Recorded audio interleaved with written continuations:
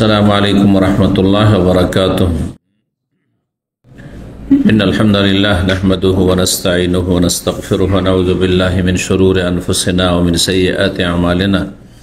मन यहदिहिल्लाहु फला मुदिल्ल लहु व मन युद्लिल फला हादिय लहु व अशहदु अन ला इलाहा इल्लल्लाहु वहदहु ला शरीका लहु व अशहदु अन्न मुहम्मदन अब्दुहु व रसूलुहु सल्लल्लाहु तआला अलैहि व अला आलिहि व सहबिहि व सल्लम तस्लीमन कसीरा। अम्मा बाद फ़क़द क़ाल इमामुल बुख़ारी रहमहुल्लाहु तआला बाबु हब्सिर रजुलि क़ूत सनतिन अला अहलिही व कैफ़ नफ़क़ातुल अयालि। क़ाल हद्दसनी मुहम्मद बिन सल्लाम क़ाल अख़बरना वकीउन अन इब्न उयैनता क़ाल क़ाल लि मामरुन क़ाल लि अस्सौरी हल समिअत फ़िर रजुल यजमउ लि अहली क़ूत सनतिहिम औ बाद सना। क़ाल मामरुन फ़लम यहज़ुरनी सुम्मा ज़करतु हदीसन हद्दसनाहु इब्नु शिहाब अज़-ज़ुहरी अन मालिक बिन औस अन उमर रज़ियल्लाहु अन्हु अन्ना नबिय सल्लल्लाहु अलैहि वसल्लम काना यबिउ नख़ल बनी नज़ीर व यहबिसु लि अहली क़ूत सनतिहिम। सम्मानित भातृमंडলী, আল্লাহ রাব্বুল আলামিনের প্রশংসা এবং প্রিয় নবী সাল্লাল্লাহু আলাইহি সাল্লামের উপর সালাতু সালামের পর আজ সোমবার 10 সফর 1447 হিজরি মোতাবেক 4 আগস্ট 2025 আমাদের ধারাবাহিক আলোচনা সহিহুল বুখারীর ভরণ পোষণ পর্ব। যাদের ভরণ পোষণের দায়িত্ব কারো ওপর রয়েছে, এই হচ্ছে পর্ব নম্বর 2। ইমাম বুখারীর এই পর্বের অধ্যায় নম্বর 3 থেকে আজকে আমাদের শুরু হবে। বিষয়বস্তু বলছেন বাবু হাবসির রাজুলি কুতা সানাতিন আলা আহলিহি। এই অধ্যায় হচ্ছে কোন ব্যক্তির নিজ পরিবারের জন্য 1 বছরের খাওয়া খরচ সঞ্চয় করে রাখা। কোনো ব্যক্তি যদি গোটা 1 বছরের নিজের পরিবার, স্ত্রী, ছেলে মেয়েদের খাওয়া খরচ যা রয়েছে, খরচ খরচা হবে, তা জমা করে রাখে, সঞ্চয় করে রাখে, তো এটা শরীয়তে জায়েজ কিনা। ইমাম বুখারী রাহিমাহুল্লাহর অধ্যায়ে আপনারা মনে করছেন যে এটা আর কোন বিষয় হলো, কারণ আজকালকার জমানে এমন কোনো মানুষ নাই যে বছরকে বছর খাবে, সারা জীবন খাবে, এত সঞ্চয় করে রেখেছে, তারপর কোনদিন চিন্তাও করে না যে এত সঞ্চয় করে রাখা শরীয়তে আসলে কেমন, তাই না? যার ফলে এটা কোনো বিষয় হলো যে 1 বছরের 6 মাসের খরচ কেউ সঞ্চয় করে রাখবে। কিন্তু সালাফে সালেহিনদের যুগে সাহাবায়ে কেরাম, তাবেঈন, ওই জামানায় তাদের মাঝে দ্বিমত ছিল বিষয়টিতে। অনেকে এটা থেকে বাঁচতেন, এটা আল্লাহর উপর আস্থা ভরসার পরিপন্থী মনে করতেন।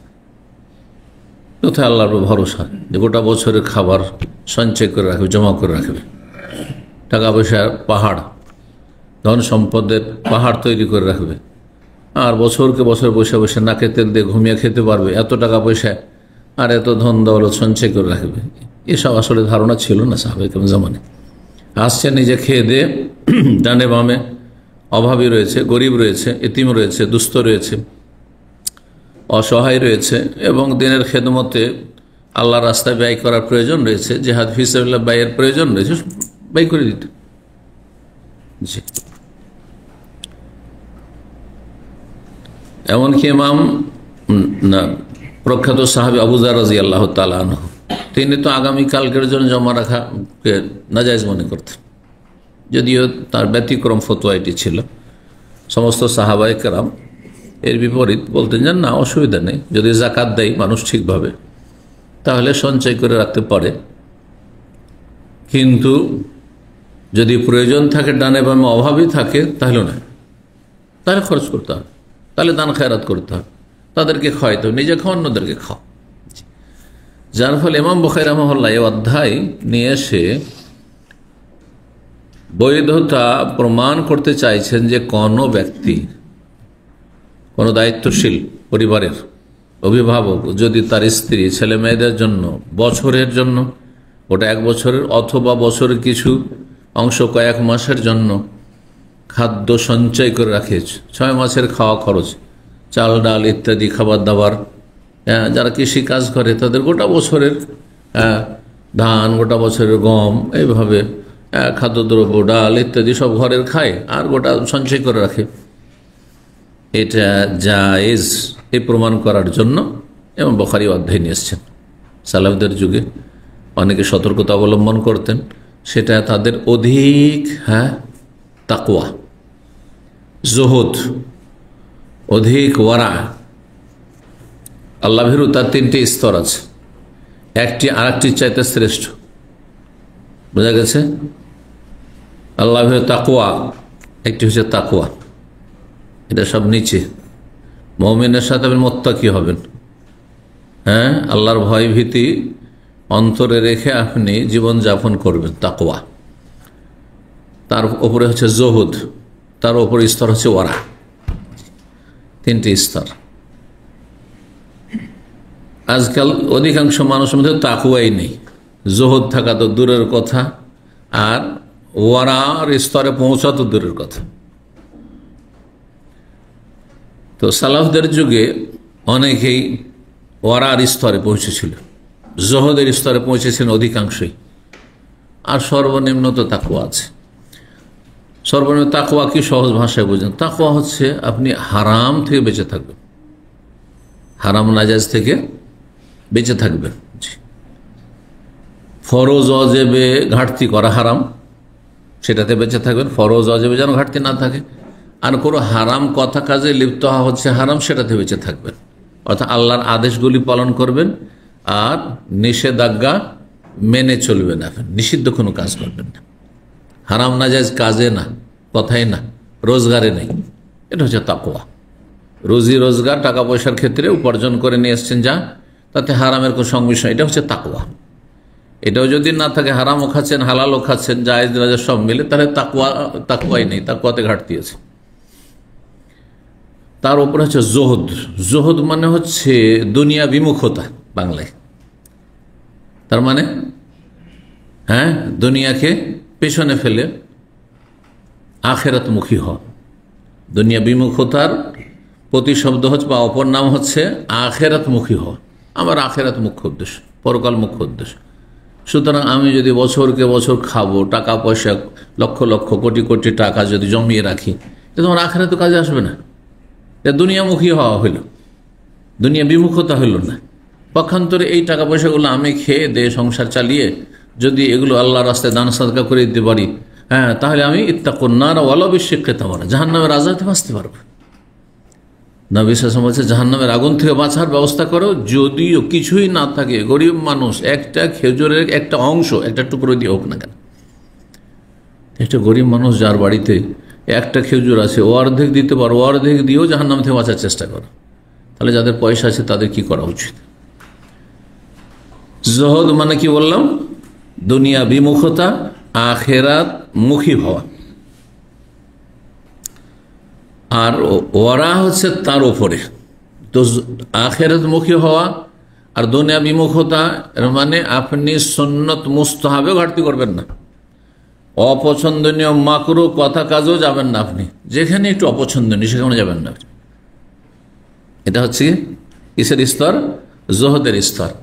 ওয়ারার স্তর হচ্ছে যে তাকওয়া তো থাকবে, হারাম থেকে বেঁচে থাকবেন, ফরজ ওয়াজিব ঘাটতি করবেন না, তার উপরে জুহুদ তো আছে আপনার মধ্যে, মানে দুনিয়া বিমুখতা আছে, দুনিয়ার কোনো পরোয়াই করেন না, আপনি চিন্তাই করেন না, আখিরাত নিয়ে সবসময় চিন্তা।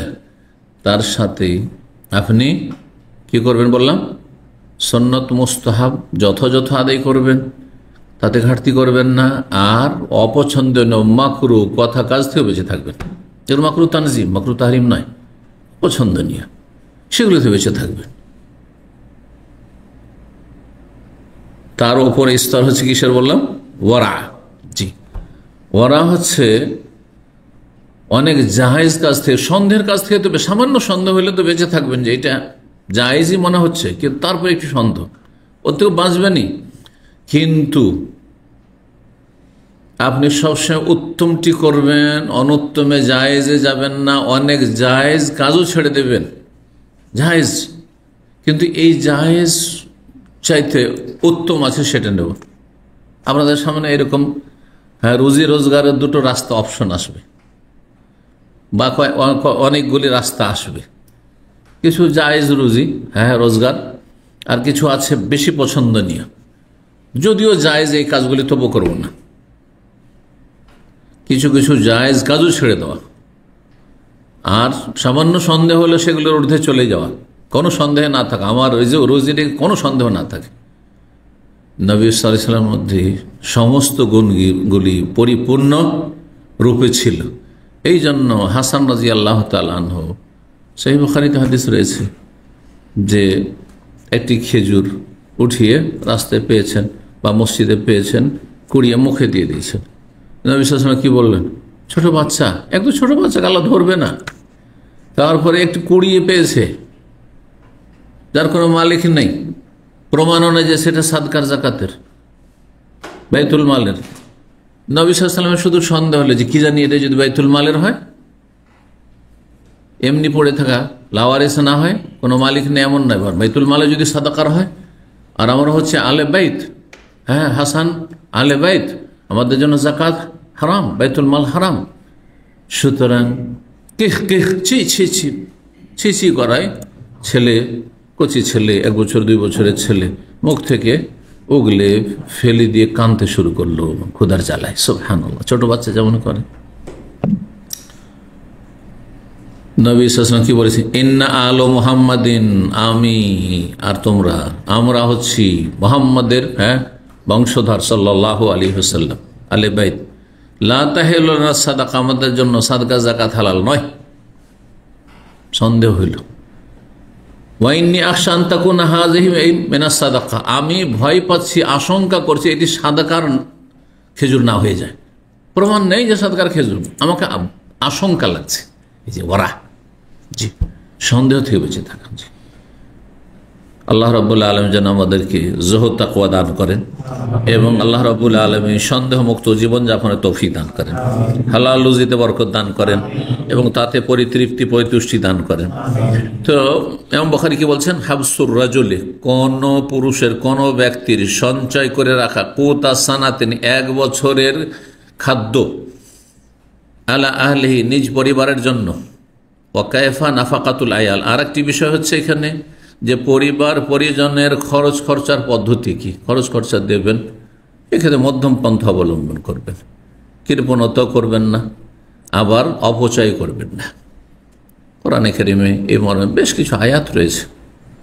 ওয়ালা তাজাল ইয়াদাকা মাগলুলাতান ইলা উনুকিকা, সূরা বনী ইসরাঈল আল্লাহ বলছেন ইসরাতে, হ্যাঁ তোমার হাতকে সংকুচিত করে রেখে দিও না, খরচই করছো না, এত কৃপণের কৃপণ।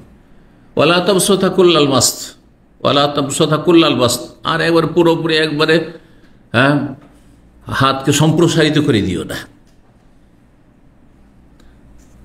সীমার বেশি খরচ করিও না, সীমাহীন খরচ করিও না, না হইলে হবে কি, গোটা মাসের বেতন 10 দিনে খেয়ে দিয়ে ধুমধাম করে শেষ।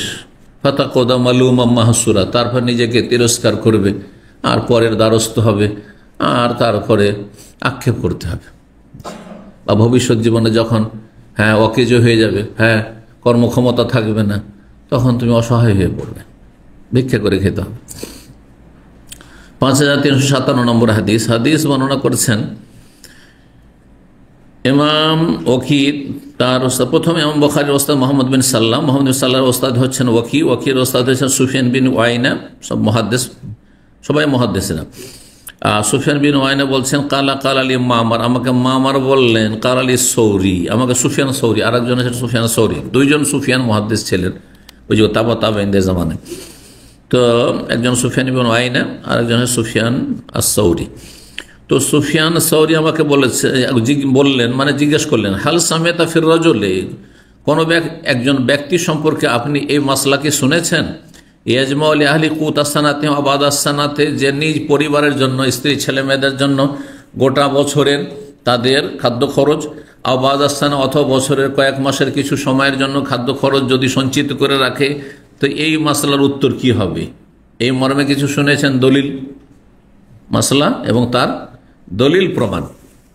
কালাম মামার, তখন মামার বলে ফালাম ইয়াহাদুরনি, সেই সময় আমি এর উত্তর দিতে পারলাম না, আমার এই বিষয়ে কোনো কথা স্মৃতিতে আসলো না, মানে আমার জানা ছিল না। সুম্মা যাকারতু হাদিসান, তারপরে স্মরণে আসলে একটি হাদিস, যে মর্মে হাদিসকে দলিলে পেশ করা যেতে পারে যে জায়েজ। হাদাসানা ইবনে শাহাব আজ-যুহরি, ইমাম ইবনে শাহাব যুহরি রাহিমাহুল্লাহ প্রখ্যাত তাবেঈ, ইমাম মালিকের ওস্তাদ। তিনি মালিক বিন আওস থেকে, আরেক মালিক, এক হচ্ছে মালিক বিন আনাস, ইমাম মালিক প্রখ্যাত ইমাম, আর ইনি মালিক বিন আওস থেকে বর্ণনা করেছেন। আর তিনি বর্ণনা করেছেন মালিক বিন আওস ওমর রাদিয়াল্লাহু তাআলা আনহু থেকে। ওমর রাদিয়াল্লাহু তাআলা হাদিস বর্ণনা করেছেন, আন্নান নবী কানা ইয়াবিউ নাখলা বানি নাজির, নবী সাল্লাল্লাহু আলাইহি ওয়াসাল্লাম বনু নাজির ইহুদি গোত্র যে খাইবারে নির্বাসিত করা হয়েছিল তাদেরকে, তাদের গাদ্দারির কারণে মদিনা থেকে, আর সেখানে তাদের খেজুর বাগান টাগান ছিল। এই বনু নাজির বংশ মূসা আলাইহিস সালামের ভাই যে হারুন আলাইহিস সালাম, আরেক নবী, এই হারুন আলাইহিস সালামের বংশোদ্ভূতেরা এক সময়। তাহলে তারা, তাদের পূর্বপুরুষরা কি ছিল? আম্বিয়া রসুল ছিলেন তারা।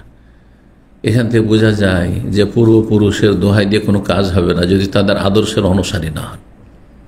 হারুন আলাইহিস সালামের বংশের এই বনু নাজির গোত্র, কিন্তু বনু নাজির গোত্র রাসূলুল্লাহ সাল্লাল্লাহু আলাইহি ওয়াসাল্লামের সাথে চরম শত্রুতা করেছে, গাদ্দারি করেছে। তারপরে তাদেরকে তাড়ানো হয়েছে। জি, নবী সাল্লাল্লাহু আলাইহি ওয়াসাল্লামকে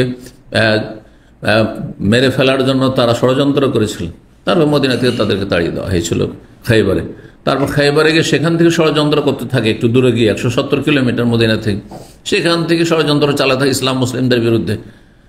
তখন পরে তাদেরকে সেখান থেকে আপনার খাইবারে যুদ্ধ হয়, আর তারপরে তাদের সাথে চুক্তি হয় যে ঠিক আছে তোমরা পরাজিত এবং তোমরা সারেন্ডার করলে, আর তোমাদের জমি জায়গাগুলি তোমরা চাষাবাদ করবে, সেখান থেকে তোমরা যেমন চাষাবাদ করলে, আদি করা আমরা বলি, চাষাবাদ কাউকে করতে দিলেন জমি, যে কৃষি কাজ করবে, চাষাবাদ করবে, সে একটা ভাগ পাবে, আর বাকিটা বাইতুল মালে আসবে, ধন সম্পদ। তো এই বনু নাজির যে ইহুদিরা বসবাস করতো খাইবারে, তাদের খেজুর বাগান ছিল। সেই খেজুর বাগানগুলি বিক্রি করতেন, মানে খেজুর বিক্রি করতেন, বা খেজুর পেকে আসছে তখন সেখান থেকে অনুমান করে বিক্রি করা, এই জন্য নাখল বলা হয়েছে, নাখল খেজুর গাছকেও বলা হয়। আর সেখান থেকে প্রতি বছর খরচ সঞ্চয় করতেন আর জমা রাখতেন নিজ পরিবারের স্ত্রীদের জন্য। ওয়াহবেসলি আহলিহি, নিজ পরিবারের জন্য সঞ্চিত করে রাখতেন কুতা সানাতাহিম, তাদের 1 বছরের খাদ্য খরচ। রাসূলুল্লাহ সাল্লাল্লাহু আলাইহি ওয়াসাল্লাম প্রথম দিকে নবী সাল্লাল্লাহু আলাইহি ওয়াসাল্লামের সহধর্মীগণের জন্য, উম্মাহাতুল মুমিনের জন্য ওই রকমের কোনো ইনকাম সোর্স ছিল না। নবী সবসময় দিনের কাজে লেগে আছেন, তাদের খাদ্য খরচের কোনো ব্যবস্থা ছিল না, বড়ই অভাবের দিন কাটছিল। আর তারপরে যখন খাইবারে যুদ্ধ হলো, তারপরে সেখানকার খেজুর বাগানগুলি পাওয়া গেল, আর তারপরে অন্য অন্য জায়গায় আরও যেসব এলাকা কাফেরদের বিজিত হলো, আর সেখান থেকে ধন সম্পদ আসতে লাগলো, তখন নবী সাল্লাল্লাহু আলাইহি ওয়াসাল্লাম 1 বছরের খাবার খরচ বিবিদের জন্য বরাদ্দ করতেন। এই মর্মে সে হাদিসটি রয়েছে। নিজের জন্য নয় কিন্তু, মানে নবী সাল্লাল্লাহু আলাইহি ওয়াসাল্লাম নিজের জন্য কিছু রাখতেন না, তবে তার ওপর যেহেতু ফরজ যে ভরণ পোষণ দেবেন কাকে? স্ত্রীকে, স্ত্রী থেকে, আর ছেলে মেয়ে থাকলে ছেলে মেয়েদেরকে, এটা ফরজ। আর এই ফরজ তো ত্যাগ করা, ফরজ আদায় করতে হবে সবাইকে। সুতরাং নবী সাল্লাল্লাহু আলাইহি ওয়াসাল্লাম তার বিবিগণকে এই খাইবারের যুদ্ধের পরে, 7ম হিজরিতে খাইবারের যুদ্ধ হয়েছে, তারপর থেকে, তাহলে 7ম হিজরির আগ পর্যন্ত দীর্ঘ 6 বছর 7 বছর মদিনা আসার পরেও নবী সাল্লাল্লাহু আলাইহি ওয়াসাল্লাম এইভাবে তাহলে পরিবারের জন্য কোনো কিছু সঞ্চিত করে রাখতেন না। খাবার যা কিছু আসলো খেতে পেলো, কোনো সময় পেল না, না খেয়ে থেকে গেলেন তারা। এই জন্য হাদিসে রয়েছে, মা আয়েশা রাদিয়াল্লাহু তাআলা আনহা বর্ণনা করছেন যে আমাদের 1 চাঁদ পার হয়ে যেত, 2য় চাঁদ, 3য় চাঁদ চলে আসতো, আর আমাদের বাড়িতে চুলহা জ্বালাবার কোনো ব্যবস্থা থাকতো না। খাইবারের যুদ্ধের আগ পর্যন্ত এরকম হতো। আর তারপরেও নবী সাল্লাল্লাহু আলাইহি ওয়াসাল্লাম যে ভরণ পোষণ তাদেরকে 1 বছরে দিয়ে দিতেন, কিন্তু তারা এত বেশি আল্লাহ ভীরুতা তাদের অন্তরে ছিল, উম্মাহাতুল মুমিনিন, যে তারা নিজেরা দান খায়রাত করে আগে শেষ করে দিতেন। তাদের ঘরেও থাকতো না, পরেও থাকতো না, কিন্তু তারপরেও নবী সাল্লাল্লাহু আলাইহি ওয়াসাল্লাম নিজ দায়িত্ব পালন করে দিতেন। আর তারপরে এখন তোমাদের ইচ্ছা, খাবে না দান খায়রাত করবে, তোমাদের বিষয়গুলি। আর এই খাইবারের যুদ্ধের আগ পর্যন্ত নবী সাল্লাল্লাহু আলাইহি ওয়াসাল্লাম কোনো কিছু পরিবারের জন্য সঞ্চিত করে রাখতেন না। যখন যা আসতো, কোনো কিছু হাদিয়া আসলো, কোনো কিছু আসলো, কেউ নবী সাল্লাল্লাহু আলাইহি ওয়াসাল্লামকে দিলেন, ওখান থেকে নিজে খেলেন, পরিবার যার যার বাসাতে যার পালাতে থাকতেন তার বাড়িতে আসতো এইভাবে। আর না হলে দুটো একটা খেজুর খেয়ে আর পানি খেয়ে দিন পাত হয়ে যেত। মায়েশা রাদিয়াল্লাহু তাআলা যখন বললেন যে 2 চাঁদ 3 চাঁদ চলে আসতো, বাড়িতে চুলা জ্বালাবার ব্যবস্থা থাকতো না, তখন জিজ্ঞেস করলেন আনাস অথবা অন্য কোনো সাহাবী যে তাহলে আপনাদের, বা ওরুয়া হয়তো খালাকে জিজ্ঞেস করেছেন, তাহলে আপনাদের খাবার দাবার কি থাকতো, কি খেয়ে বাঁচতেন আপনারা? তখন বলে দুটো আসওয়াদান, কালো, দুটো কালো খেজুর। তো কালো রঙের হয়, মদিনার খেজুর একটু কালো ভাব হয়, কিন্তু পানি তো আর কোনো কালার নেই, এটাকে বলা হয় তাগলিব। হ্যাঁ, একটিকে প্রাধান্য দিয়ে দুটো বস্তু, অর্থাৎ দুটো বস্তু থাকতো আমাদের বাড়িতে, দুটো জিনিস থাকতো, একটা হচ্ছে খেজুর আর পানি। একটা খেজুর খেয়ে নিলাম আর তারপর পানি খেয়ে নিলাম, হয়ে গেল। জি, আল্লাহ, এইভাবে দিন কাটিয়েছেন।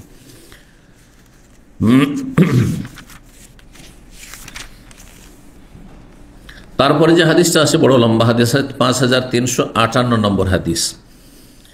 হাদিস এই মর্মে রয়েছে, কিন্তু তাতে বিশেষ একটি ঘটনা রয়েছে। চলেন, বলছেন মালিক বিন আওস ওয়াকানা মোহাম্মদ ইবনে জুবাইর মুতিম জাকার আলী যিকরান মিন হাদিস, মোহাম্মদ বিন জুবাইর মুতিম তার হাদিস থেকে একটি হাদিস বা উপদেশ বর্ণনা করেছেন। ফান্তালাক্তু, আমি গেলাম, হাত্তা দাখালতু আলা মালিক বিন আওস, মালিক বিন আওসের কাছে গেলাম। ফাসালতু, তাকে জিজ্ঞেস করলাম। ফাকালা মালিক, মালিক বিন ইনতালাক্তু, আমি হাত্তা আদখুলা আলা ওমর, আমি চলতে লাগলাম আর গিয়ে ওমর রাদিয়াল্লাহু তাআলা আনহুর কাছে দরবারে পৌঁছিলাম, যখন ওমর রাদিয়াল্লাহু তাআলা আনহু খলিফা আমিরুল মুমিনিন সেই সময়। ইদ আতাউ হাজিবহু ইয়ারফা, দেখলাম যে তার ঘরের দারওয়ান, হাজব মানে পর্দা, কারো কাছে প্রবেশ করায় যিনি অন্তরায় হয়, বাধা দান করতে পারে, তাহলে সে কি হয়? সে দারওয়ান হয়। তো দারওয়ান, তো হাজব মানে এখানে দারওয়ান, তার দারওয়ান যার নাম ছিল ইয়ারফা, সে আসলো। ফাকাল, এসে বলে হাল্লাকা ফি ওসমান, এসে বললেন, এই যে গেলেন, গিয়ে বললেন ওকে, এই দারওয়ানকে, যে হাল্লাকা ফি ওসমান ও আব্দুর রহমান ও জুবাইর ও সাদিন ইস্তাযিনুন, আচ্ছা আপনি কি পারবেন ওসমান, আব্দুর রহমান আর জুবাইর আর সাদের জন্য অনুমতি নিতে, আমাদের জন্য, যে আমাদেরকে ভিতরে আসতে দেওয়া হোক? বলছেন কালা নাম, তখন দারওয়ান বললেন হ্যাঁ ঠিক আছে, অনুমতি নিয়ে আসছি। অনুমতি দিলে এসে বলবো। ফাআযানা লাহুম, অনুমতি দেওয়া হলো, ওমর রাদিয়াল্লাহু তাআলা অনুমতি দিলেন। কালা ফাদাখালু, তারা প্রবেশ করলো। ওয়াসাল্লাম, সালাম দিল তারা। ওয়াজালাসু, তারা বসে গেল। সুম্মা লাবাসা ইয়ারফা কালিলা, কিছুক্ষণ এই ইয়ারফা নামক দারওয়ান সে সেখানে অবস্থান করলো। ফাকাল আলী ওমর, তারপরে ওমরকে বলল হাল্লাকা ফি আলী ও আব্বাস, তারপরে এসে আলী এবং আব্বাস, চাচা এবং চাচাতো ভাই, জামাই প্লাস জামাই, এই দুইজন এসে অনুমতি চাইলেন কার কাছে? ওমর রাদিয়াল্লাহু তাআলার কাছে। কালার নাম, হ্যাঁ, ফাআযানা লাহুমা, তাদেরকে অনুমতি দিলেন ওমর রাদিয়াল্লাহু তাআলা। ফালাম্মা দাখালা, যখন এই দুইজনে প্রবেশ করলেন, সাল্লামা, দুইজনে সালাম বললেন, ওয়াজালাসার, বসে গেলেন। তাহলে বোঝা হলো কারো কাছে প্রবেশ করলে সালাম দেওয়া হচ্ছে ইসলামের আদব, এবং তারপরে বসে যাওয়া। তো বসে গেলেন। বলছেন কাল আব্বাস, আব্বাস বললেন, আব্বাস, ঘটনা হচ্ছে আব্বাস রাদিয়াল্লাহু তাআলা নবী সাল্লাল্লাহু আলাইহি ওয়াসাল্লামের চাচা, আর জামাই চাচাতো ভাই আলী, এরা যেহেতু নবী সাল্লাল্লাহু আলাইহি ওয়াসাল্লামের নিকট আত্মীয়, তাদের দাবি ছিল যে নবী সাল্লাল্লাহু আলাইহি ওয়াসাল্লাম যে সব জমি জায়গাগুলি ছিল, আর ওই সব জমি জায়গা থেকে খাদ্য গোটা বছর আসতো, উম্মাহাতুল মুমিনিনদের জন্য আসতো, এগুলি নবী সাল্লাল্লাহু আলাইহি ওয়াসাল্লামের সম্পদ। তারা মনে করতো এগুলি নবী সাল্লাল্লাহু আলাইহি ওয়াসাল্লামের সম্পদ, জমি জায়গা। শুধু নবী সাল্লাল্লাহু আলাইহি ওয়াসাল্লাম দুনিয়া থেকে চলে গেছেন, ইন্তেকাল করেছেন, তো আমাদের এগুলো ভাগ বন্টন করে দিয়ে মিরাসে দিয়ে দিতে হবে। হ্যাঁ, উত্তরাধিকার সূত্রে আমাদেরকে দিয়ে দিতে হবে, এটাই ছিল তাদের কথা। কিন্তু নবী সাল্লাল্লাহু আলাইহি ওয়াসাল্লাম ইন্তেকালের পর আবু বকর রাদিয়াল্লাহু তাআলা আনহু 14 বছর ছিলেন খলিফা, তিনিও দেননি।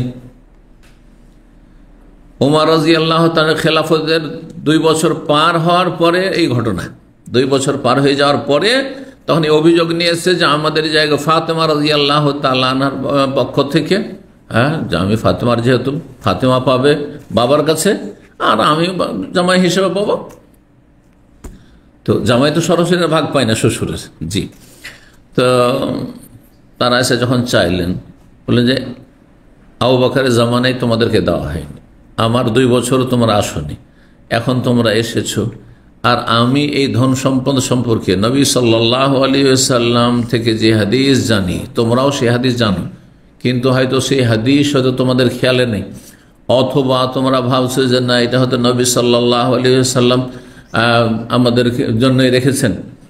তো দেখো, এটা ভাগ বন্টন করে তোমাদেরকে দেওয়া হবে না। এখান থেকে তোমাদের ভরণ পোষণ দেওয়া হচ্ছিল বা নবী সাল্লাল্লাহু আলাইহি ওয়াসাল্লাম পরিবারের সদস্যদের দেওয়া হচ্ছিল, কিন্তু এর কেউ ওয়ারিস হয় না।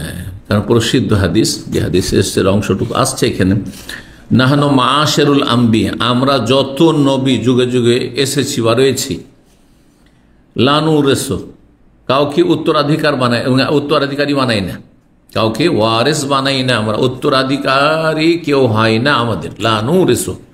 তাহলে কি হয়, আমাদের ধন সম্পদ যদি থাকে তাহলে মা তারাকনাহু সাদাকা, যা কিছু আমরা আমাদের পরিত্যক্ত ধন সম্পদ থাকবে, আমরা ছেড়ে যাব দুনিয়া থেকে, সেগুলি কি হয়ে যাবে, সাদাকা হয়ে যাবে।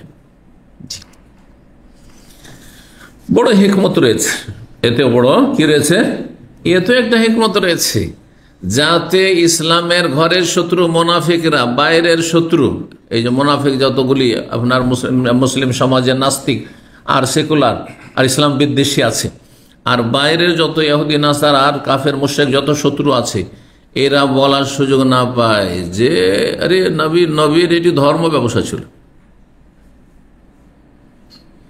হ্যাঁ, যে দেখো এত ধন সম্পদ আর ছেলে মেয়েরা সব আত্মীয় স্বজন সব ভাগ বন্টন করে নিল, হ্যাঁ, সবাই আরামের জীবনযাপন করছে, এই রাস্তায় বন্ধ।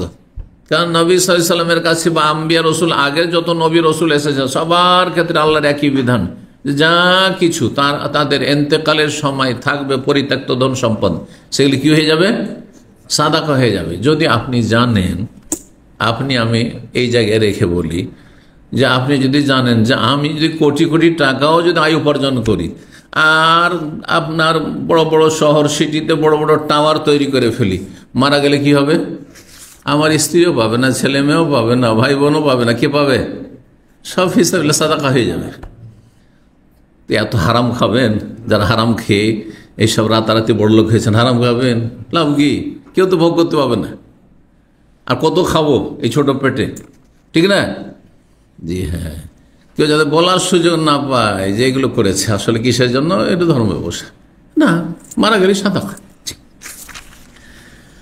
তো সুতরাং আমি তোমাদেরকে ভাগ করে দেব না, তবে নবী সাল্লাল্লাহু আলাইহি ওয়াসাল্লাম তোমাদেরকে খরচ খরচা দিয়েছেন, খাওয়া দাওয়া তোমাদেরকে তা দেওয়া হবে, তোমাদের ভাতা দেওয়া হবে, তোমাদের সংসারের খরচ দেওয়া হবে, সেটা সেখান থেকে যা উৎপন্ন হবে, ওয়াকফের জমি জায়গার যে বিধান, ওয়াকফ যদি কেউ করে দেয়, ওয়াকফের জমি জায়গার মালিক কেউ হতে পারবে না, কোনো ব্যক্তি মালিক হবে না, কারণ এর মালিক আল্লাহ।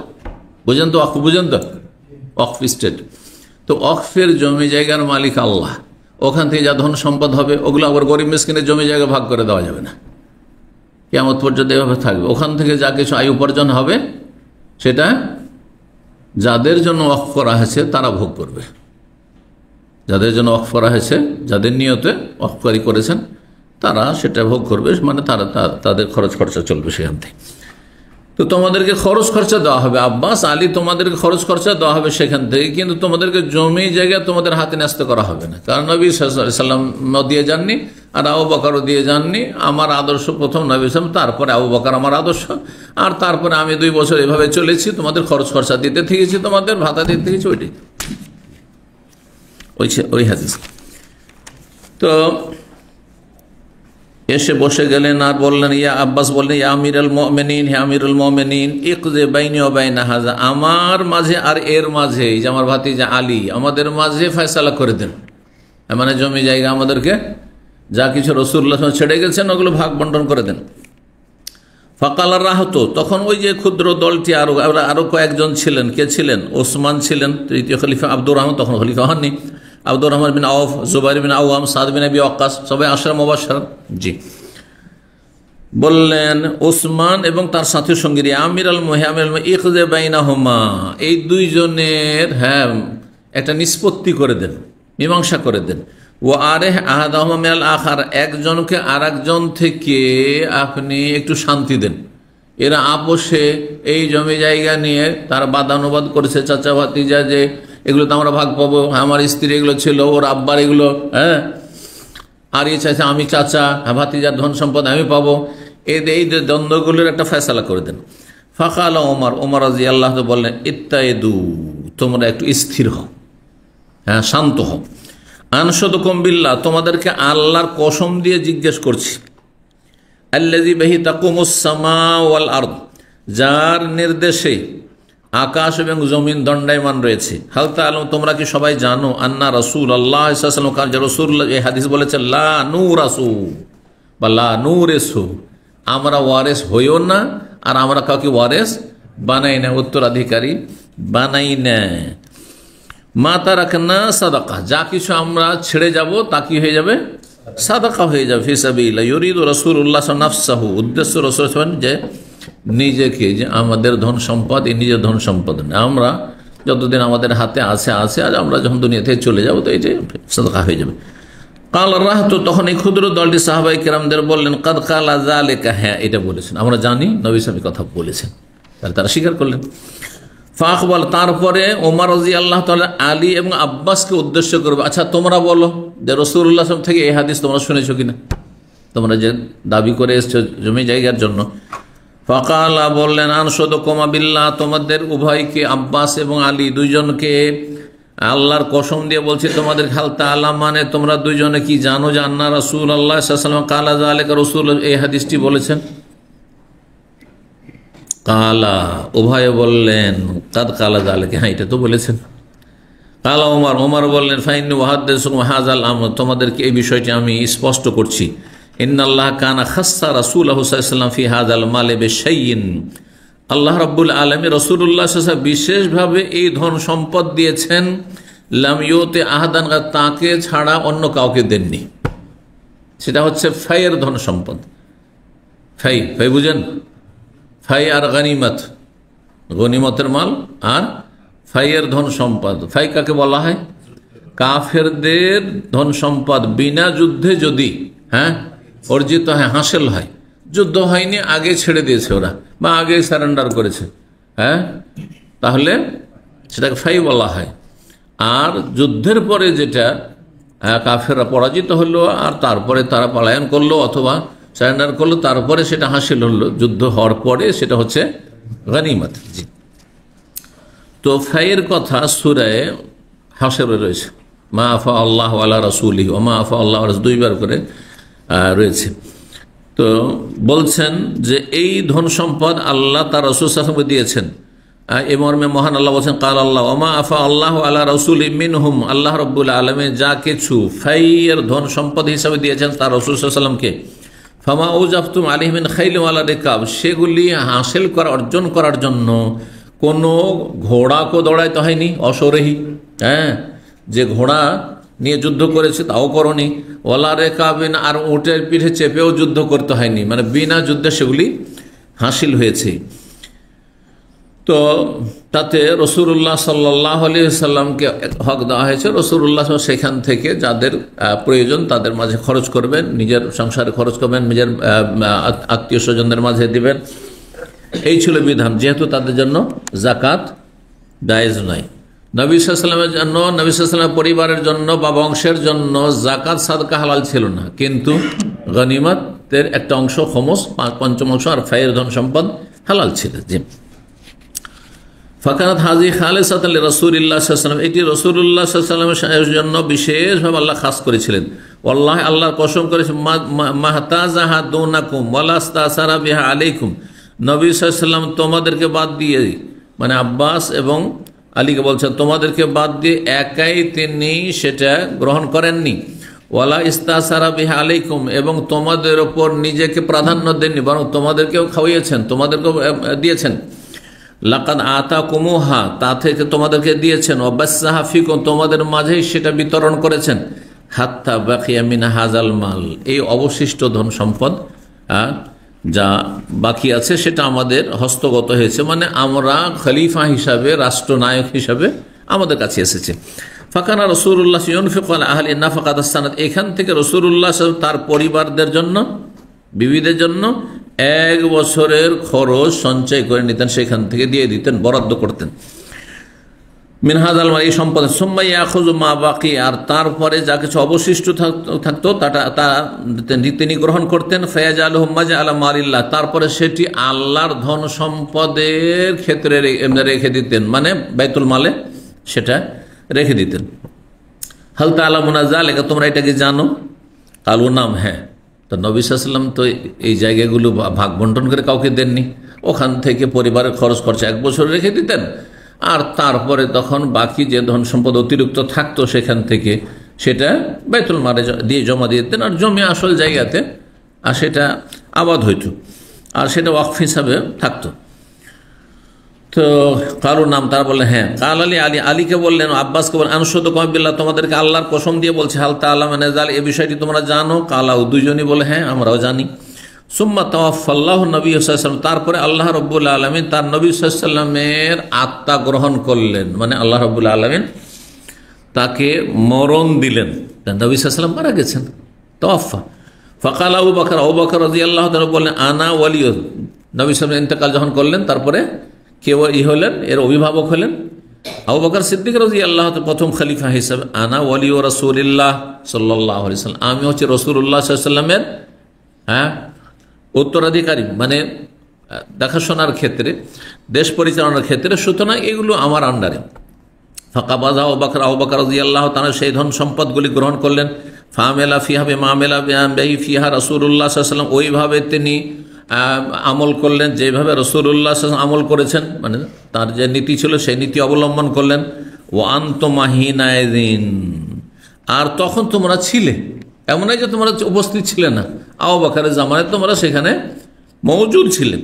ও আকবালা আলী ও আব্বাস, আলী আর আব্বাসের উদ্দেশ্য করে বললেন, তাজউমানি আন্না আবু বকর কাযা ওয়া কাযা, তোমাদের কি ধারণা যে আবু বকর এইরকম আর ওইরকম, কোন অবিচার করেছেন, তোমাদের হক নষ্ট করেছেন, না ন্যায্য কাজ করেছেন? ওয়াল্লাহু ইয়ালাম, আল্লাহ ভালো জানেন, আন্নাহু ফিহা সাদিকুন বারুন রাশিদুন তাবিউল হক, যে আল্লাহ ভালো জানেন যে আবু বকর সিদ্দিক রাদিয়াল্লাহু তাআলা আনহু তিনি সত্যবাদী ছিলেন, বারুন নেক মানুষ ছিলেন, ভালো মানুষ ছিলেন, রাশিদুন হেদায়েত প্রাপ্ত ছিলেন, তাবিউল হক সত্যের অনুসারী, হকের, হ্যাঁ ন্যায্য পথের ন্যায় নীতির অনুসারী ছিলেন। সুম্মা তাওয়াফাল্লাহু আবু বকর, তারপরে আল্লাহ ওয়াফাত দিলেন আবু বকর সিদ্দিক রাদিয়াল্লাহু তাআলা আনহুকে।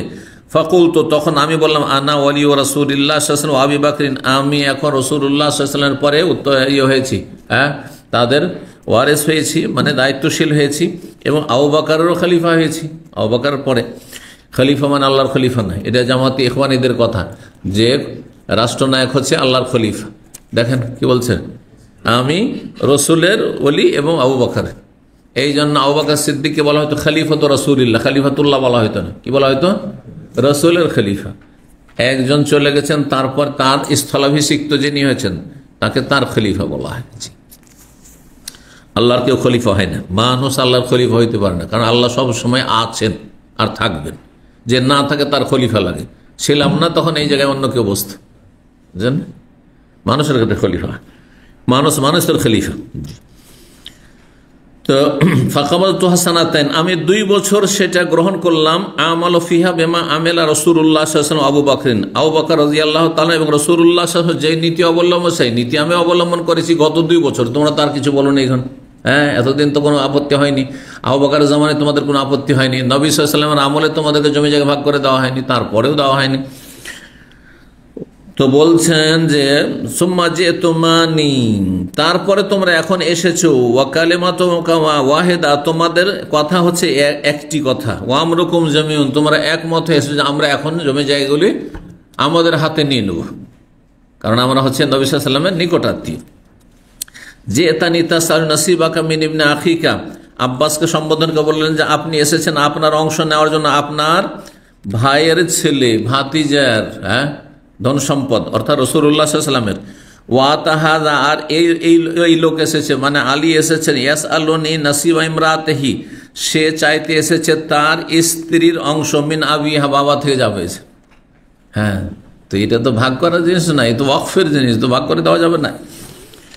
তারপরে বলছেন যে ফাকুলতু, সুতরাং আমি বলছি, ইনশে তোমা, যদি তোমরা একান্ত চাও যে জমি জায়গাগুলির দেখাশোনা তোমরা করতে চাইবে, দেখাশোনা করতে পারবে কিন্তু মালিক হতে পারবে না, ওয়ারিস হতে পারবে, উত্তরাধিকারী হতে পারবে না। জি, যদি চাও দাফাতু ইলাইকুমা, এই ধন সম্পদ তোমাদের হাওয়ালা করে দিচ্ছি, আলা, এই শর্তে, আন্না আলাইকুমা আহাদাল্লাহ ওয়া মিসাকাহু, তোমাদের সাথে আল্লাহর চুক্তি এবং ওয়াদার প্রতিশ্রুতি রয়েছে, কি যে লা তা'মালানা ফিহা বিমা আমিলা বিহি রাসূলুল্লাহ সাল্লাল্লাহু আলাইহি ওয়াসাল্লাম বিমা আমিলা বিহি ফিহা আবু বকর, ওই নীতি তোমরা অবলম্বন করবে যে নীতি অবলম্বন করেছে রাসূলুল্লাহ সাল্লাল্লাহু আলাইহি ওয়াসাল্লাম, যে নীতি অবলম্বন করেছেন আবু বকর সিদ্দিক রাদিয়াল্লাহু তাআলা। যে জমি জায়গা আপন জায়গা থাকবে সেটা নিজের মালিকানা নেওয়া যাবে না, সেটা চাষাবাদ দেখাশোনা তোমরা করবে, আর দেখাশোনা করার পরে সেটা থেকে তোমরা তোমাদের খরচ খরচ সেখান থেকে নেবে, কিন্তু জমি জায়গা তোমাদের হাতে তুলে দেওয়া হবে না। তারপরে বলছেন যে অবেমা আমেল তো বেহি ফিহা মনজলি তো, আর যে নীতি আমি অবলম্বন করেছি যখন থেকে আমি খলিফা হয়েছি, অর্থাৎ গত 2 বছর, ওয়াইল্লা, আর যদি এটা না মানার না আমাদের জমি দিয়ে দিতে হবে, আমরা এগুলোর মালিক হয়ে যাব, ফালা তুকাল্লিমানি ফিহা, তাহলে এই বিষয়ে আর আমার সাথে কথা বলতে আসবে না, কারণ এটা আমি করতে পারবো না, আমার পুরো আবু বকরও করেননি, এবং রাসূলুল্লাহ সাল্লাল্লাহু আলাইহি সাল্লাম বলেছেন যে আমার ধন সম্পদের কোনো ভাগ বন্টন হয় না, সুতরাং এটা আমি করতে পারবো না, আমার সাথে আর এই মর্মে কথা বলবে না।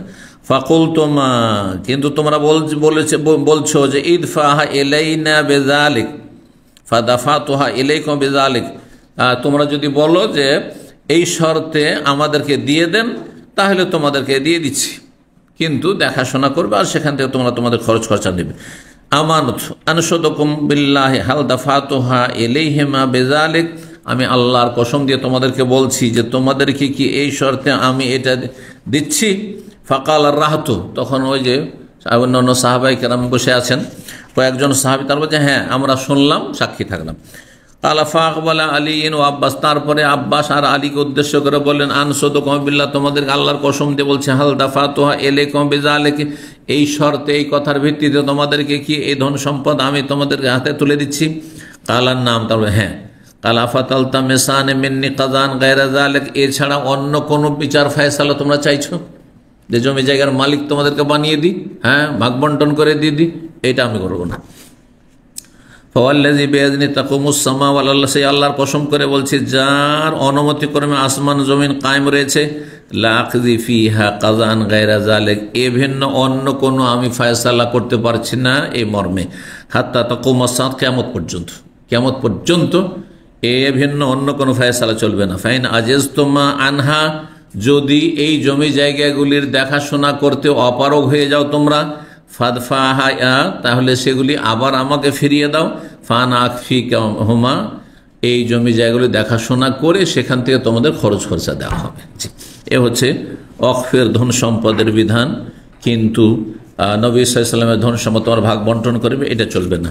4 নম্বর অধ্যায় বাব নাফাকাতিল মারআতি ইযা গাবা আনহা যাওজুহু ওয়া নাফাকাতিল ওয়ালাদ, এই অধ্যায় হচ্ছে যদি কোনো মহিলার স্বামী অনুপস্থিত থাকে, নেই, আর মহিলা তার ধন সম্পদ থেকে ভরণ পোষণ নেই, এটি ওয়ানাফাকাতুল ওয়ালাদ, এবং ছেলে মেয়ে আছে, ছেলে মেয়েদের ভরণ পোষণ নেই, নিতে পারবে কিনা। যেমন আপনার প্রবাসে আছে, বাড়িতে আপনার টাকা পয়সা আছে বা ধন দৌলত আছে, আর মাসিক খরচ লাগবে, প্রতি মাসে খরচ লাগবে, প্রতিদিনের খরচ লাগবে, সেখান থেকে আপনার ক্যাশ থেকে নিতে পারবে কিনা, ক্যাশ ভেঙে খেতে পারবে কিনা। জি পারবে, কিন্তু মধ্যম পন্থা অবলম্বন করবে, সেখানে যেন কম না করা হয়, হ্যাঁ খরচ দায়িত্বে ঘাটতি না করা হয়, আর অতিরিক্ত খরচ না নেওয়া হয়। জি, এর মর্মে হাদিস নিয়ে এসেছেন 5359 নম্বর হাদিস বর্ণনা করেছেন মা আয়েশা রাদিয়াল্লাহু তাআলা আনহা, তিনি বলছেন জাত হিন্দ বিনত উতবা, উতবার মেয়ে হিন্দ আসলেন, এসে বলছে ফাকাল ইয়া রাসূলুল্লাহ, ঠিক আছে না হাদিস, হ্যাঁ কি আছে না, এখানে তো অধ্যায় নেই, ওইটি অধ্যায়, কি অধ্যায় আছে দেখি, হয়তো অন্য নস্খা, ওইটা পার্থক্য থাকে অনেক সময়, আমাদের কাছে নেই, না ওইটা পরে আসছে, এটা পরে, হ্যাঁ আগে পিছিয়ে আছে। বলছেন 4 নম্বর অধ্যায়ে আমাদের যেটা বুখারীর কপির কোন সময় আগে পিছু হয়েছে, অধ্যায়গুলো আগে পিছু হয়েছে, তো এটা আমার এখানে আগে আছে, যেভাবে আছে ওইভাবে আমি ব্যাখ্যা করি। বলছিলাম 5359 নম্বর হাদিস মনে করেছেন মায়েশা রাদিয়াল্লাহু তাআলা আনহা বলছেন, জাআত হিন্দ বিনত উতবা, উতবার মেয়ে হিন্দ আসলো, এসে বলে ইয়া রাসূলুল্লাহ, হে আল্লাহর রাসূল, ইন্না আবা সুফিয়ান রাজুলুন মিসসিকুন, নিশ্চয়ই আমার স্বামী আবু সুফিয়ান একজন কৃপণ ব্যক্তি।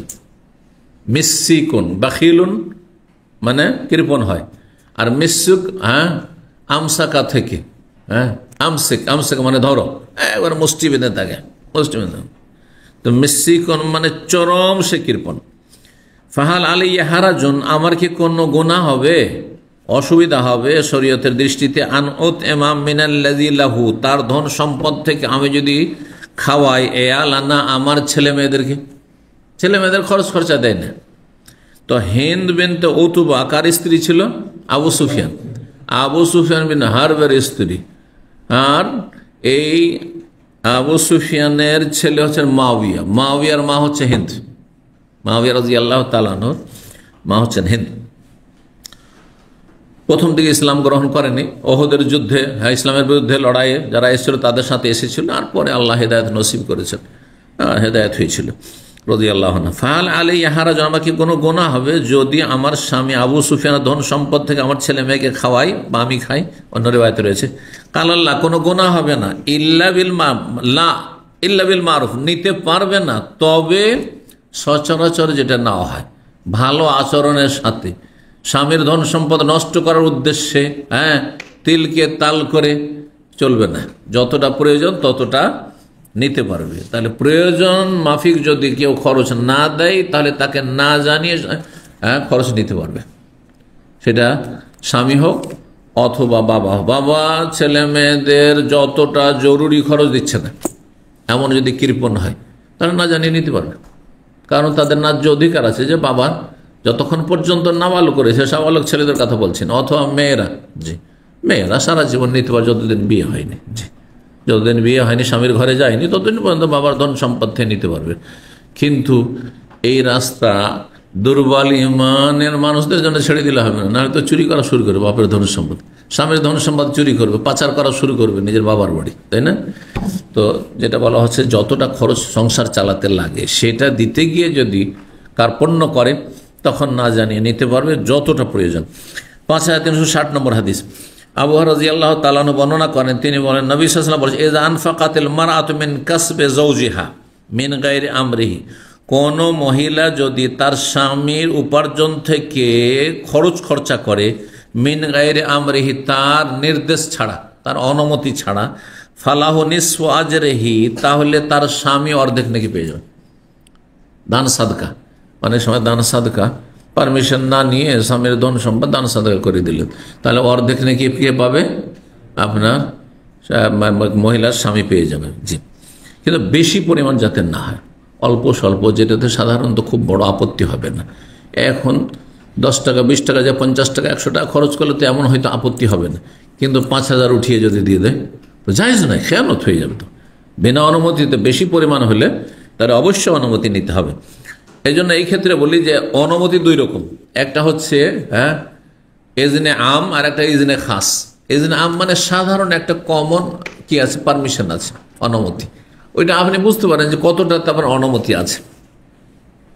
ধরেন আপনি যে প্রতিষ্ঠানের উদাহরণ, যে প্রতিষ্ঠানে চাকরি করছেন সেখানে আপনি চা খাবেন, আপনার যদি 2-1টা বন্ধু বান্ধব মাঝে মাঝে চলে আসে তো 2-4 কাপ, 1 কাপ 2 কাপ 3 কাপ যদি চা খাওয়াই দেন তো হয়তো আপত্তি নেই, ঠিক না? কোনো জায়গাতে শক্ত থাকতে পারে, কিন্তু সাধারণত আপত্তি নেই হয়তো। কিন্তু আপনি যদি সেখান থেকে উঠিয়ে নিয়ে যান যে চলো রুমেও খাবো, অথবা 25-50 জন এই যা এসছে প্রতিষ্ঠানে আছে সবাইকে খাওয়াই দিই, এত লোকের অনুমতি দেবে না কেউ, ঠিক না? এর জন্য খাস অনুমতি লাগবে, তা খাস অনুমতি লাগবে। জি, তো কিছু কিছু অনুমতি আছে সাধারণ অনুমতি, যেমন বাড়িতে ফকির মিসকিন আসছে 1 টাকা থেকে 10 টাকা 20 টাকা 50 টাকা হয়তো আপত্তি হবে না, কিন্তু যদি দিতে হয় 2-4 হাজার টাকা দিতে হয়, 5,000 দিতে হয়, 10,000 দিতে হয় তো অবশ্যই অনুমতি লাগবে। জি, তখন এজনে খাস বিশেষ অনুমতি লাগবে।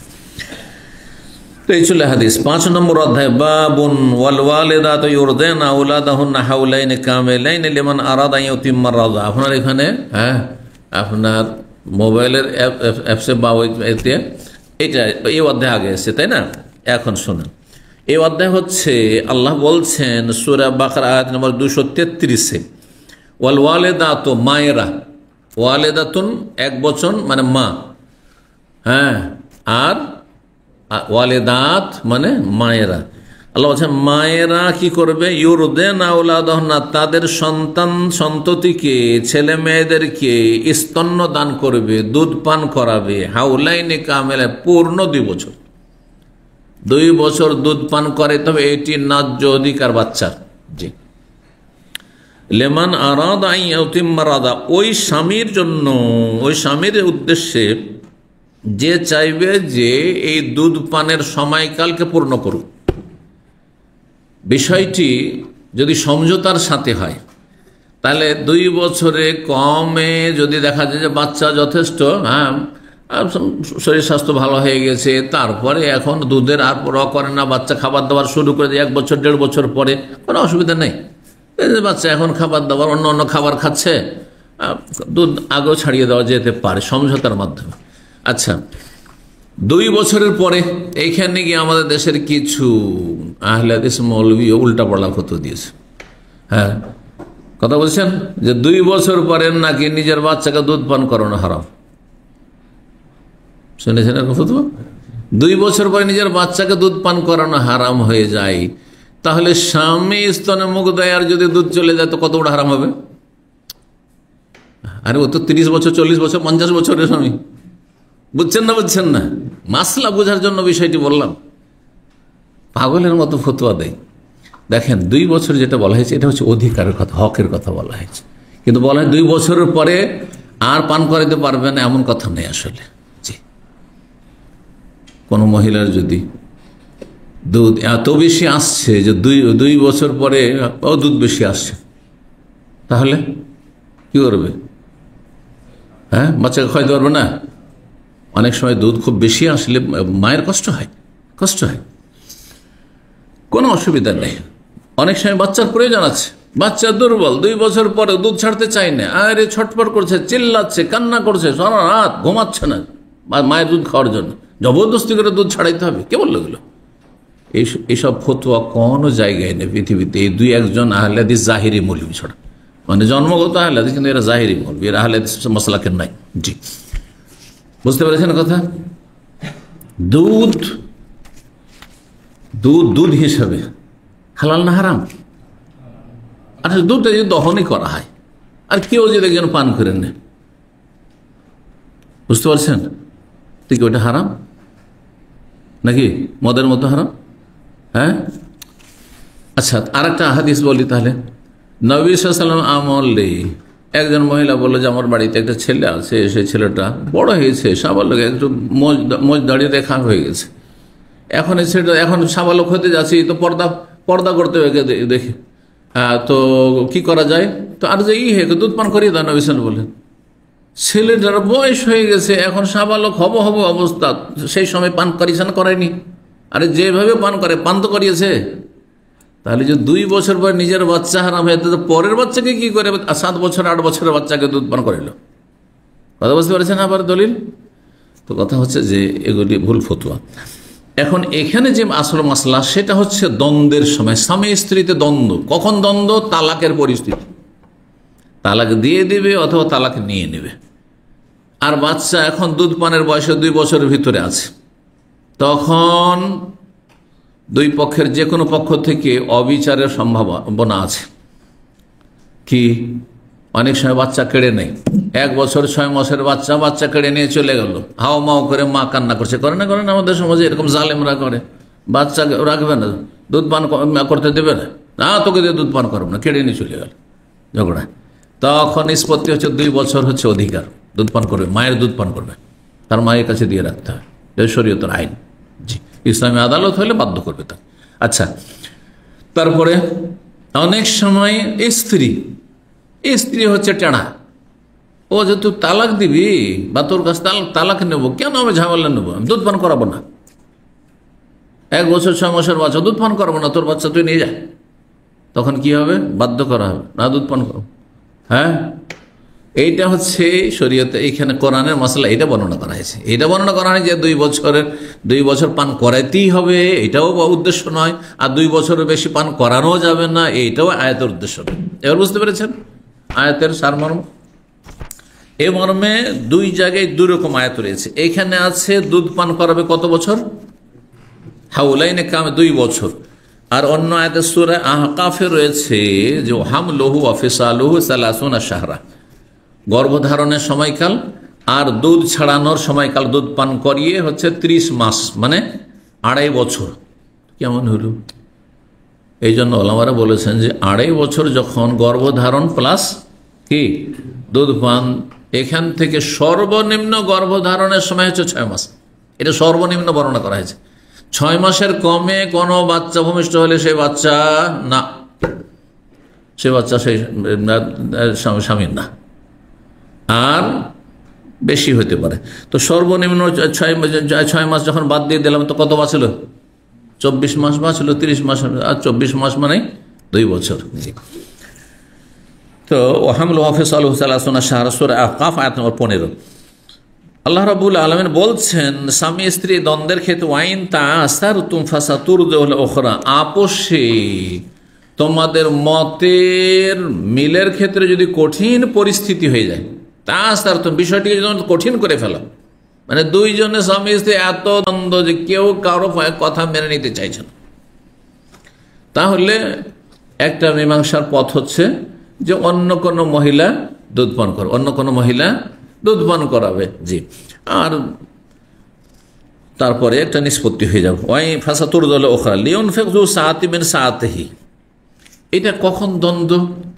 দুধ পান হয়তো করাতে চাইছে, কিন্তু দুধ পান করবে, তালাক হয়ে গেছে, তালাক হয়ে গেছে, তালাকে বায়েন হয়ে গেছে। তালাকে বায়েন হয়ে গেলে মানে 3 তালাক হয়ে গেলে, 3 তালাক হয়ে গেলে আর ভরণ পোষণের দায়িত্ব তার স্বামীর থাকে না, কিন্তু ভরণ পোষণের দায়িত্ব নেই। আর আপনার সেই স্ত্রী 3 তালাক হয়, স্ত্রী বিচ্ছিন্ন হয়, স্ত্রী দুধ পান করাচ্ছে, অথবা 1 তালাক দিয়ে 3 মাসিক পার হয়ে গেছে, তাহলে বায়েন হয়েছে কিনা, অন্য জায়গায় বিয়ে করতে পারবে কিনা? তাহলে এই যে দুধ পান করাবে, তো ফিরি তোমার বাড়িতে তো বাসও করছে না, তুমি তাকে ভরণ পোষণও দিচ্ছ না, খাওয়া দাওয়া দিচ্ছ না, তো কিসের বিনিময়ে দুধ পান করাবে? তোমার ছেলেকে যে দুধ পান করাবে, তো এই ক্ষেত্রে তোমাকে কি দিতে হবে? খরচ, পারিশ্রমিক দিতে হবে, দুধ পানের পারিশ্রমিক। অন্য যদি দুধ মা হয়তো তাকে কতটা দেওয়া হবে, ওই অনুপাতে দিতে হবে। এবং তোমার সচ্ছলতা কেমন রয়েছে, হ্যাঁ, আর্থিক অবস্থা কেমন রয়েছে, সেটাকে কেন্দ্র করে সেটা আর ফয়সালা করতে হবে। এই বিষয়টি এখানে উল্লেখ করা হয়েছে। বলছেন আল্লাহ রাব্বুল আলামিন যে লিউনফিক যু সাআতিন মিন সাআতিহি, সচ্ছল ব্যক্তি তার সচ্ছলতা অনুযায়ী কি করবে? খরচ করবে, অর্থাৎ খরচ দেবে, দুধ পানের খরচ দেবে। ওমান কদের আলাইহি রিজকুহু, আর যার রিজিকের দ্বারকে সংকুচিত করা হয়েছে, অর্থাৎ যে অভাবী, হ্যাঁ, সেই ব্যক্তি ফালিউনফিক মিম্মা আতাহুল্লাহ, যতটা আল্লাহ তাকে সেই অনুপাতে খরচ করবে, সে অল্প দেবে। একজন গরিব মানুষ অল্প খরচ দিবে দুধ পানের পারিশ্রমিক হিসাবে, কিন্তু একজন সচ্ছল পয়সাওয়ালা মানুষ বেশি পয়সা দিবে। এক কথায় এর একটা ফয়সালা হয়েছে। সূরা তালাকের আয়াত নম্বর 6-7 বর্ণনা করা হয়েছে। ইমাম জোহরিতে বর্ণনা করেছেন, নাহা আল্লাহ তাআলা, আল্লাহ তাআলা নিষেধ করেছেন, আনতুদাররা ওয়ালিদাতুন বিওয়ালাদিহা, যে কোন মা ক্ষতি করবে কোন স্বামীর, বিওয়ালাদিহা, তার সন্তানের কারণে, সন্তানের কারণে তার বাবাকে, সন্তানের বাবাকে ক্ষতিগ্রস্ত করবে কোন মা, কোন মহিলা, এটাও জায়েজ না, আল্লাহ নিষেধ করেছেন। কিভাবে? আনতাকুল ওয়ালিদাতু, যে এই কথা যদি কোনো মা বলে, বাচ্চার মা, লাস্তু মুরদিআতাহু, আমি এই ছেলেকে দুধ পান করাবো, তোমার ছেলে তুমি বুঝো, এটা বলা জায়েজ নাই, আল্লাহ নিষেধ করেছেন। ওয়াহিয়া আমসালু লাহু গিজান, অথচ এই মায়ের, নিজ মায়ের দুধ বেশি তার জন্য উপকারী, জি, উৎকৃষ্ট। ও আশফাকু আলাইহি, এবং নিজের মা যদি দুধ পান করায় দেখাশোনা করে, তাহলে সে বেশি স্নেহময়ী হবে।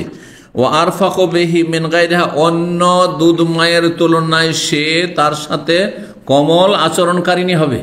মায়ের যে মায়া মমতার সাথে আদর স্নেহকের দুধ পান করাবে, পরে কি সেটা করবে ভাড়াটে? কখনো করবে না, জি।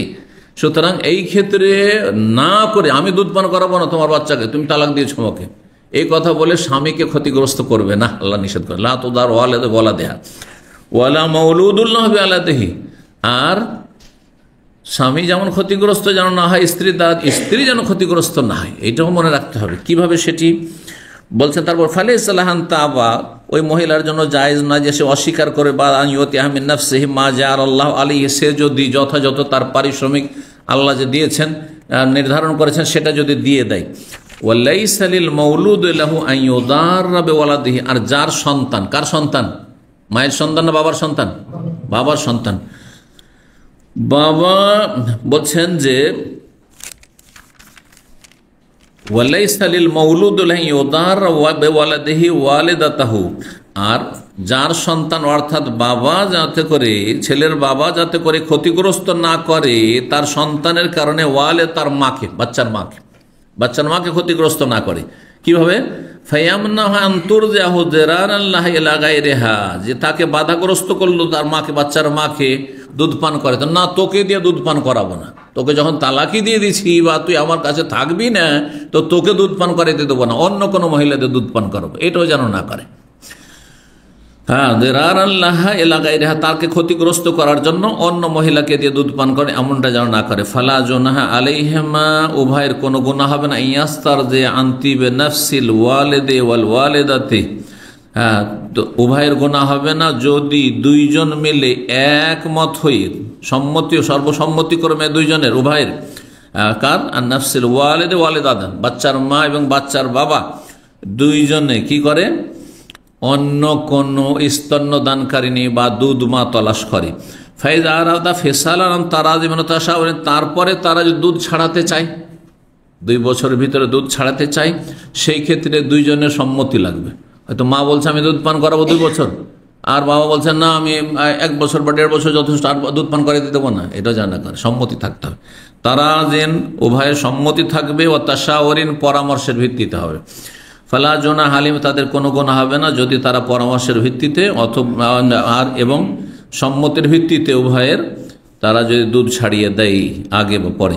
বাদাই এখন যালিকা তারাজ মিনহু তাশাউরিন, তাদের মাঝে সম্মতি, তারাজিন মানে দুইজনই রাজি, মানে দুধের সম্মতি, ও তাশাউরিন মানে দুইজনের পরামর্শের ভিত্তিতে। ও ফিসালু ফি আমাইন, ফিসাল মানে ফিতামহু মানে দুধ ছাড়ানো। এখানে আজকের আলোচনা শেষ করি। ওয়া জাযাকুমুল্লাহু খাইরান ওয়া সাল্লাল্লাহু ওয়া সাল্লাম আলা নবিয়িনা মুহাম্মদ ওয়া আলা আলিহি ওয়া সাহবিহি আজমাইন।